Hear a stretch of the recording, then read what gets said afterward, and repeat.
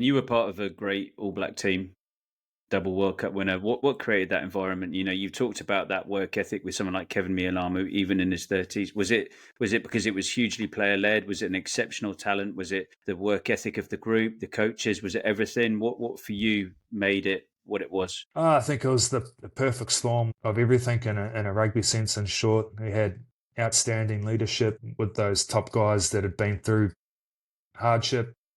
Also, underneath that group, we had really good leaders as well. Those guys in that sort of 30-40 test bracket, yes, incredibly player driven, but also you had these coaches with years and years of experience, in their 50s and 60s. The discipline of the group was at a really high level where if you didn't meet the standard, it wasn't a negative environment, but if you didn't meet the standard, then you weren't there for very long. And the cream really did rise to the top. And I think in that team that I've never experienced anywhere else, just an unshakable self belief that we would always win. It was never a question. It was like a borderline probably arrogance going into games. Like, we'd do a homework and preview who we're playing, but it was never a question whether, it was going to be whether we were going to win or not. Owen, I think, if you're talking about you guys, just believed when I used to get so mad. There were some games back in the day would be leading and then I don't know what the hell, you guys put a spell on the ref or something. No, I'm joking. You guys deserved it. Then you win in the last minute, like literally the last minute, the game's over. And I still remember the game in Soweto. I think it was John Smith's 100th test match.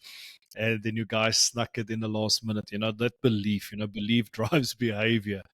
I recently, or not recently, a few years ago, I read this book called Perform Under Pressure, Kerry Evans. I think he worked with you guys. Is there anything from a mindset point of view that you guys really worked? We talk a lot about the rugby skills in terms of the work ethic, the physical part, but the mental aspect of the game, it's even more important today than it has before. Is there any insights that you can share? Maybe it's your guys' secret, maybe you can't, but something that you guys did that helped you in order to win those two World Cups back to back, 2011, 2015.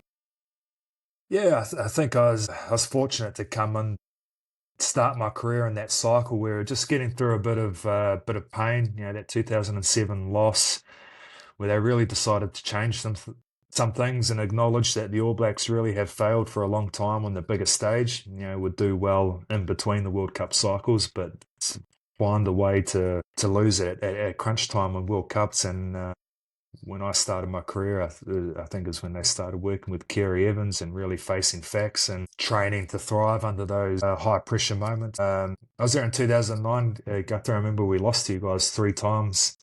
And I think something switched in 2010. First test against you guys was in Auckland. And we had a really good performance. And I think from then on, it's just incredible self-belief, but also the work that we were doing under pressure made a big difference. Our training changed quite dramatically.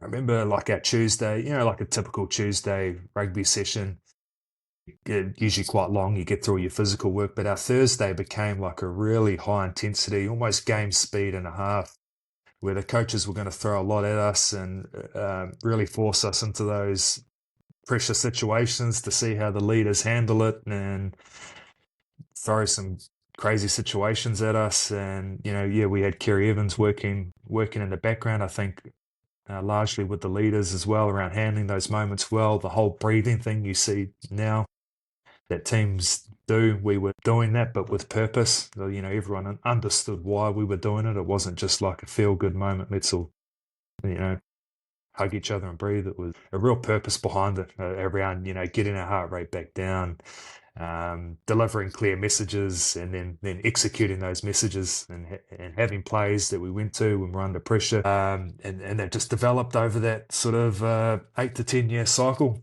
With Kerry Evans and Gilbert and Oka driving that in the background. It's fascinating listening because when you talk about that in sort of a invincibility mindset, you didn't expect. I'm thinking G is probably thinking you boys were thinking probably the exact same thing, Guthrie.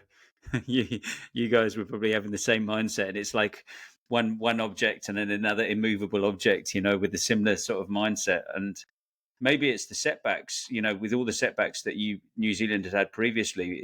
Was that the fuel, do you think, Owen, that led to that catalyst? I think I remember Wayne Smith writing about that 2009 experience, and then that being a bit of a catalyst for him personally. But was that a catalyst, do you think, in the fuel for the team?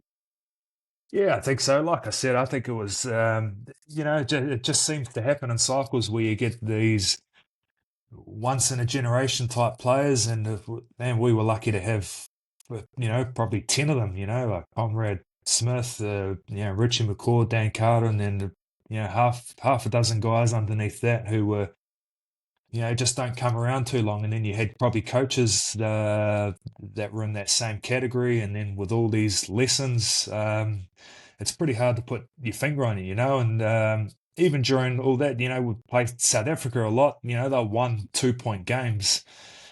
And it's funny what that means to a nation because, New Zealand are probably on the other side of that now with South Africa going through this golden era. And it's not like they're blowing teams out of the water by 20, 30 points, but they're consistently winning. It's a habit by 1 or 2 points because they've got that belief. They've got a coach, who's been there a long time with great coaches around them. Then you've got